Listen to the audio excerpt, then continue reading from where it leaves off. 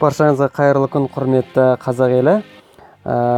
Тегін кітап, тегін оқулықты қайдан жүктеп аламыз? Мектепке жетпеген кітаптарды біз қалай жүктеп аламыз? Қазіргі таңда менің қолымда қазір 8 сыныптың алгебра кітабы тұр, мінекей. Әрбір кітаптың артында осындай екілік код болады. Орысша айтқанда оны QR код дейміз. Мінекей осындай код.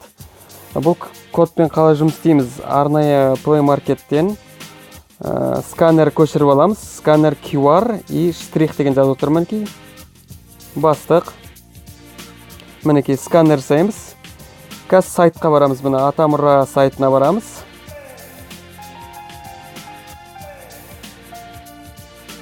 Мінекей осы жерден алгебра кітабын көшіріп алуыңызға болады.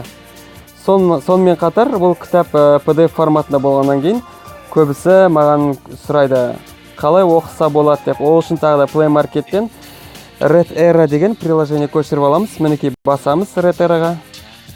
Ішіне кіріп, міне менің кітаптарым. Менің сүйікті кітабым бірі, мінекей орыс тілінде екен. Осылай басамыз. Сосын читать дегенді басамыз. Мінекей менің кітабым, оқып жүрген кітабым, міне электронды кітап. Мектепте де осылай оқуға болады. Егер сіздердің сұрақтарыңыз бар болса, менің Instagram парақшама жазыңыздар. Мен Instagram парақшамды қазір YouTube-тың астында описанияға қалдырып кетемін. Мінекей менің Instagram парақшам. Кездескенше сау саламатта болыңыздар.